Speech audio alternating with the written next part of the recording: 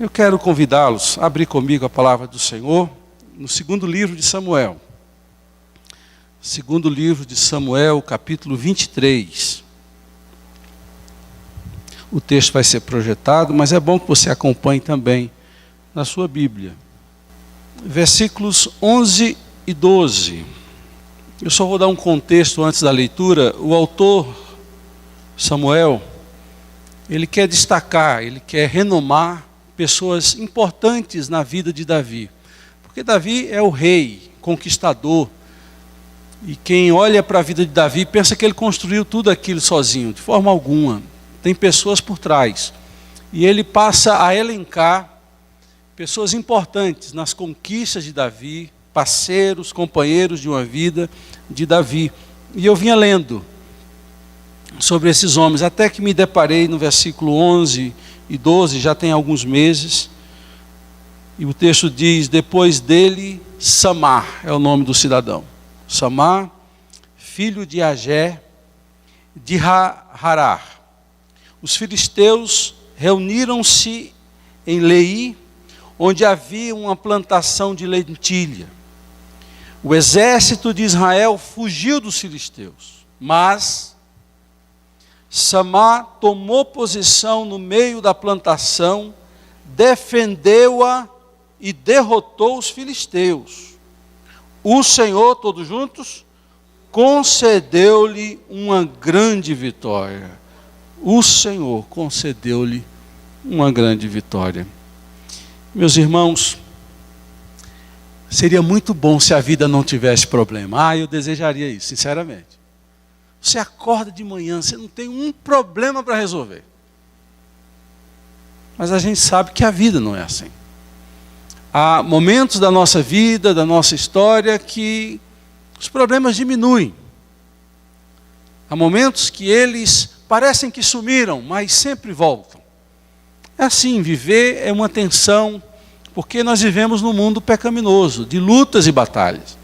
É tão forte isso na nossa existência, que nós, crentes, gostamos de dizer assim: nós estamos no vale.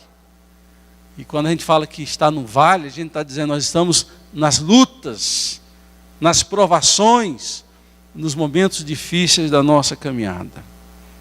Eis aqui uma história que revela um momento de grande luta, em que um personagem sobressai na história. Esse homem chamado Samar. Você já tinha ouvido falar dele? Provavelmente não. Mas é um homem de um destaque, de uma coragem, de uma determinação, que nós temos muito a aprender com eles. Muitas vezes, quando nós enfrentamos as dificuldades, nós temos a síndrome da avestruz. Nós queremos enfiar a cabeça no buraco, esperando que o problema passe. O problema é que ele não passa.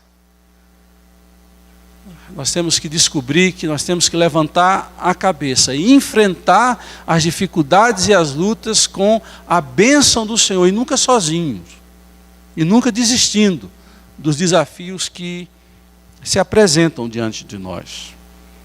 Esse homem estava junto com o exército de Israel. E há um comportamento duplo aqui. Um comportamento do exército que foge, que abandona o campo de batalha contra os filisteus. E o comportamento de Samar que fica. E tem uma coisa na história desse homem, pelo texto que a gente acabou de ler, que é muito interessante. Esse homem gostava de lentilha. Estou vendo que algumas pessoas entenderam. Esse homem gostava de lentilha. Porque ele viu o campo de lentilha, ele se posiciona no meio do campo de lentilha e diz: ninguém vai mexer nas minhas lentilhas. E ele se posiciona ali e luta e vence os filisteus. Coisa extraordinária. Eu acho que nós temos muito a aprender com os nossos hinos. Eu gosto muito, eu estou falando do hino que diz: verás que um filho teu não foge à luta. Isso não é só para o exército brasileiro, isso não é só para uma nação em guerra. Isso é para a vida cristã. Quantas lutas perdidas porque viramos as costas?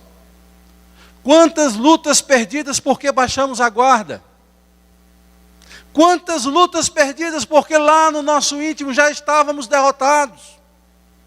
A postura dos espias quando entraram na terra prometida e viram os gigantes, eles antes de lutarem já estavam derrotados, porque eles trazem um relatório dizendo: éramos aos seus olhos como gafanhotos. Quem tem síndrome de gafanhoto já está derrotado antes de lutar. Samar fica e enfrenta os filisteus. E eu quero pensar com vocês aqui em 3 atitudes de Samar que nós devemos copiar. Diante do ataque, e não estou falando apenas do ataque do inimigo, do diabo, porque às vezes a gente só pensa que o ataque é do inimigo. A vida traz ataques naturais. Diante do ataque, nós temos, em primeiro lugar, nós temos que tomar decisões, ou melhor, posição. Temos que nos posicionar. Você está com sua Bíblia aberta? Vai ser muito proveitoso se você acompanhar comigo. O final do versículo 11 diz: onde havia uma plantação de lentilha. O exército de Israel fugiu dos filisteus, mas Samar tomou posição. E olha a palavra que vem após: no meio. Isso é uma posição estratégica. Ele vai para o meio. E por que para o meio? Porque se ele estiver na ponta, eles vão e recolhem a lentilha. E quando ele escolhe o meio, ele está ali pronto a se locomover para frente, para trás, para os lados, e dali poder defender o campo de lentilha. Tomou posição. As nossas vidas só funcionam bem em todas as áreas, não só na área espiritual. É bem verdade que todas as áreas são reflexos da vida espiritual.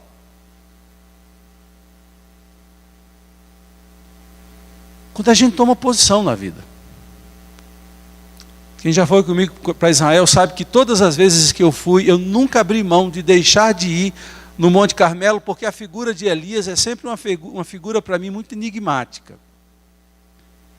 Ele chega para o povo de Israel, quando o povo estava em apostasia, e diz assim: até quando cocheareis, cochear é de mancar, cocheareis entre 2 pensamentos? Se o Senhor é Deus, segui-o. Se o Senhor não é Deus, deixe de seguir, mas tome posição. O cristianismo também é uma chamada de posicionamento, irmãos. Não tem como seguir Jesus sem se posicionar. Em todos os evangelhos, e eu apenas aqui escolhi um para ler com vocês, Lucas 12, versículo 8, aquele que me confessar diante dos homens, eu o confessarei diante do Pai. Confessar é afirmar, confessar é decidir, confessar Jesus é se posicionar. Em algumas culturas, algumas cidades, algumas famílias, se posicionar por Jesus é um grande risco. Mas é necessário que haja um posicionamento na nossa vida como um todo. Eu lembro de Josué no capítulo 24 do livro dele, quando ele vê a nação dividida, sem uma postura de decisão. Ele diz: eu não sei vocês, mas eu e a minha casa serviremos ao Senhor. O que é isso? Posicionamento. Se você lê o boletim, você percebeu que dentro há um desafio que foi proposto na última escola dominical, fora esta de hoje, quando eu falei para os pais e os filhos, dando uma sugestão de resgatarmos o culto doméstico em casa, nem que seja uma vez por semana, nem que comece com 15 em 15 dias, ou mensalmente, mas inicie novamente, para que a família esteja ao redor da mesa. Esse projeto chama-se Ao Redor da Mesa. Botar a Bíblia ao centro, ler a Bíblia, Se souber cantar, canta. Se você for um taquara rachada, liga um som com uma música evangélica lá e deixa tocar e se acompanha dublando.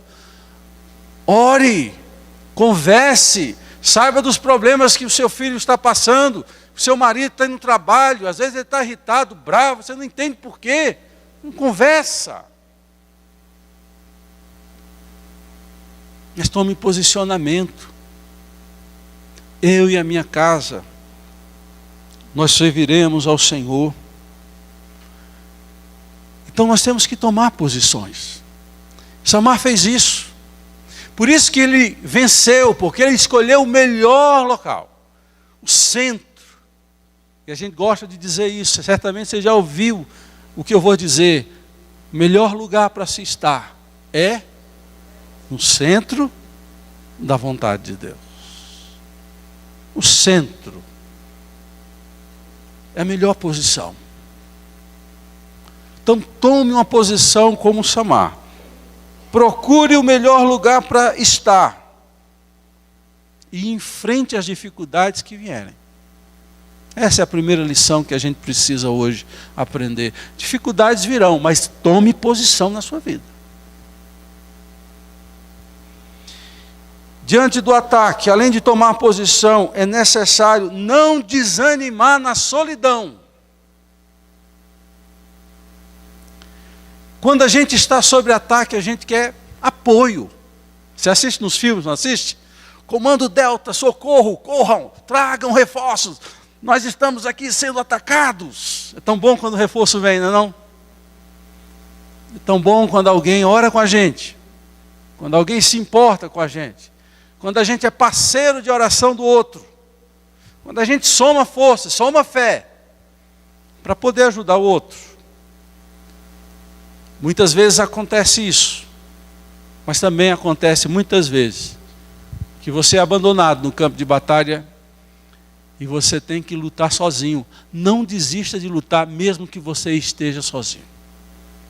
Samar não deixou de lutar mesmo só e abandonado. É mais difícil. Mas eu fico admirado com a persistência, a dedicação, a coragem que esse homem revelou quando sozinho, abandonado pelo restante do exército. Porque senão, você vai deixar de orar e vai começar a murmurar. É porque ninguém me ajuda, porque eu estou sozinho, porque eu não faço, porque ninguém faz nada, só eu que estou fazendo. Você faz o que Elias, aquele homem que deu aquele checkmate lá no povo de Israel de uma forma sábia, quando ele foge de Jezabel.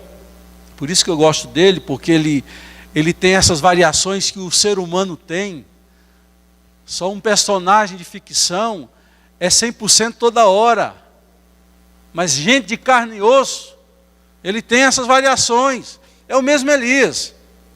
Foge de uma ameaça de uma mulher e quando chega no deserto pede para si a morte. E ele diz assim: basta, não sou melhor do que meus pais. E diz a Bíblia que ele pede para si a morte. É a atitude da fuga. É a anulação do desejo de lutar e de posicionar diante do inimigo, mesmo que sozinho. E ele está sozinho quando diz isso. E ele diz assim: todos me abandonaram. É um momento na vida do apóstolo Paulo. Eu não sei quantos leram aqui a segunda carta de Paulo a Timóteo, o capítulo 4. É um momento dramático. Toda a carta de Paulo a Timóteo, a segunda carta, é uma carta dramática. Porque ele está velho, ele está com frio.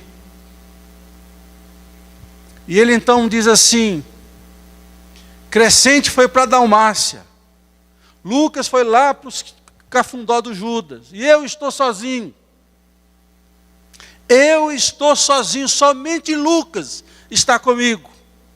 Lucas, cadê meu filho? Lucas está comigo. É o Lucas lá e meu Lucas ali também. Todos me abandonaram, só Lucas está comigo. Traz a capa e os livros que estão em Troade. Traz João Marcos também. É claro que a gente quer ajuda, quer apoio, mas não lute, não deixe de lutar mesmo quando você estiver sozinho. Sabe uma luta que parece ser ingrata? É a luta que Paulo, quando escreve Gálatas 6, ele deixa claro. A luta de fazer o bem. A nossa tendência, irmãos, é de cansar quando a gente faz o bem. E quando a pessoa a qual você faz o bem não reconhece o bem que recebeu. E você começa a se cansar de fazer o bem. E começa a fazer o mal, que não é um padrão que se espera do seguidor de Jesus. Nós somos patrocinadores do bem, não do mal. O mal é do maligno. Por isso que ele tem o nome maligno. Quem age com o mal não se parece com Deus, se parece com o maligno. Por isso que Paulo vai dizer em Gálatas 6, 9, e não nos cansemos de fazer o bem, porque ao seu tempo colheremos. Cansa. Às vezes você acha que está sozinho, e pensa em desistir, correr, bater em retirada, como fizeram os outros soldados. Samar tem muito a nos ensinar. Ensinar a estar firme, a confiar em Deus, a não baixar as armas, não baixar a guarda. Então a primeira coisa que a gente tem que fazer é tomar posição. A segunda coisa, não desanimar na solidão da batalha. A terceira coisa, lutar até vencer. Lutar até vencer. Muitas pessoas até lutam no começo, queridos. Se revestem de força, de autoridade, oram mais, clamam mais, confiam em Deus, mas um elemento, que eu não diria que é surpresa, mas um elemento doloroso, que é o tempo, que é a demora para se vencer uma batalha, começa a lutar contra quem luta. E se a solidão já é um opositor natural contra lutarmos, o tempo e a demora, sob a nossa ótica, é claro, tendem a tirar de nós forças para continuar a lutar. Então a gente começa até a lutar, a gente vai a certa altura, um certo caminho. E olha lá se a gente chega a um terço do caminho, quando muito ao meio do caminho, e a gente desiste de lutar. Esse é um problema que nós temos, e nós precisamos aprender com Jesus. Há um texto em João 13, versículo 1, que diz assim: tendo-os amado, amou até o fim. Sabe o que é isso? Que Jesus não desistiu de amar, e ele não foge da cruz, porque ele sabia que o objetivo final dele era a cruz, e ao chegar na cruz, ele teria que morrer, sofrer a solidão cósmica e eterna da presença do Pai que se separa dele. Era um momento muito humilhante, porque ele estava ali seminu, exposto, sendo ridicularizado, cuspido, afrontado com palavras, mas ele não deixou de nos amar e amou até o fim. E a maior expressão do amor de Deus, de Jesus, é dele ter morrido na cruz por nós. Quando a Bíblia diz que ele os amou até o fim, é porque ele foi ao fim do propósito, que era a maior expressão, amar, e ali ele vai até o fim. Irmãos, vá até o fim. Meus irmãos, vamos até o fim. Mesmo que um dia você pense em desistir, não deixe aquele pensamento te dominar, levante e diga: eu não vou desistir. Eu vou continuar. Não se deixe vencer, lute até o fim. É isso que Tiago fala no capítulo 4, versículo 7. Resisti ao diabo, e ele fugirá de vocês. Certa vez eu vi um pregador muito conceituado pregando sobre a armadura do soldado romano. Ela tinha uma proteção muito grande e forte para o peitoral, o capacete, com aquela flâmula vermelha.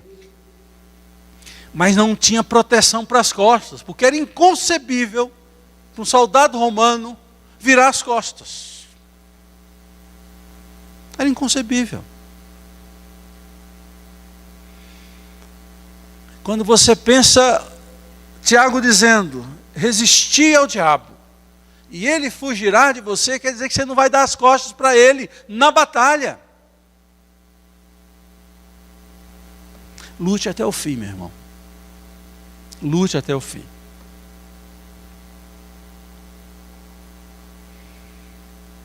Mateus 27, versículo 5, ainda falando de Jesus,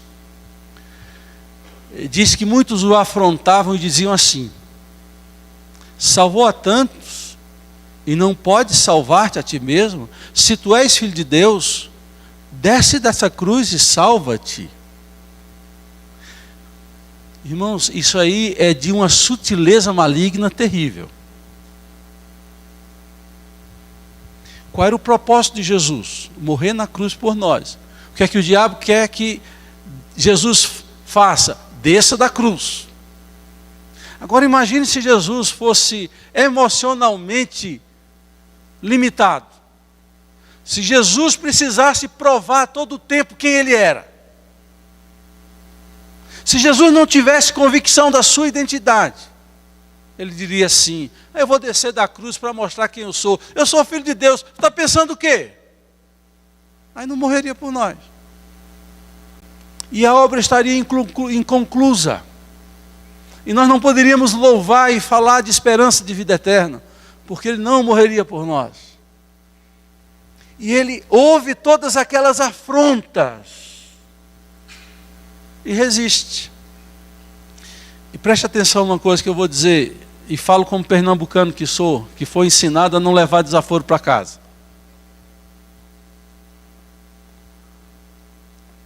Talvez a maior batalha que muitos crentes travam é no coração, nas emoções. Sim. Ou a gente agride, ou a gente se ofende demais e fica ali sofrendo, coitadinho. O outro vira um vulcão, ou um lado ou outro. Você conhece muito bem pessoas que passaram por traumas na infância. Porque elas se vitimizam ou elas se tornam extremamente agressivas. Porque elas têm que se defender. Elas foram abusadas emocionalmente, então elas não podem mais experimentar aquilo e se tornam por demais agressivas ou por demais coitadinhas. Se a gente quiser tratar a nossa vida espiritual, a gente tem que tratar as nossas emoções também. Eu falo isso porque Jesus poderia descer ali, porque ele não iria levar aquele desaforo para casa de soldados romanos maldosos, insolentes. Quem são eles? Ou desse bando de judeu hipócrita religioso. Quem são eles? Se Jesus fosse dar vazão às emoções. Quem são eles? Mas Jesus não cede, porque ele tem não só uma identidade formada, ele tem saúde emocional. E nós precisamos ter saúde emocional também, irmãos. Porque a saúde emocional também é um sintoma, um sinal da bênção de Deus na nossa vida. Porque senão a Bíblia não diria que o fruto do Espírito é poder, amor, moderação, longanimidade, bondade, domínio próprio. Que é isso? Reflexo da ação do Espírito nas nossas emoções. Nas nossas emoções. Lute até o fim. Sei que é difícil, peça ajuda. Se não te ajudarem, continue lutando. Continue lutando, porque a vitória vem. A vitória vem porque Deus é o Deus que sustenta as nossas mãos. E eu falo isso porque você já leu o último versículo, a última linha do versículo 12. Eu vou ler com vocês. Mas Samar tomou posição no meio da plantação, defendeu-a e derrotou os filisteus. Vamos ler juntos? O Senhor concedeu-lhe uma grande vitória. Preste atenção. O Senhor não concedeu uma vitória. O Senhor concedeu uma grande vitória. Faz toda a diferença. Por que uma grande vitória? Porque grande foi a batalha, irmão. Grande tem sido a batalha na vida de muitas pessoas. E quando Deus vem trazendo uma grande vitória. Isaías fala algo muito profundo. Deus falando, para cada motivo de vergonha, dupla honra. É esse Deus a quem você serve, irmãos. Então, se posicione. Não desanime na solidão. E lute até o final. O que é que vai acontecer? Deus vai te dar uma grande vitória. Tomamos posição espiritual. Tomamos posição em casa, no trabalho, nos relacionamentos, intimamente, de querer te servir, te amar e te honrar, por onde quer que formos. Senhor, nos posicionamos na Tua presença. Querido Pai, que esse instante seja um instante de restauração, que os olhos dos meus irmãos voltem a brilhar, que uma força descomunal venha do Teu Espírito para reforçar os braços, os ombros dos Teus filhos para a vitória. Muito obrigado, Senhor, por esse momento em Tua presença, Pai, por essa palavra, por este exemplo. Em nome do Senhor Jesus, nós agradecemos, Te adoramos, hoje e sempre.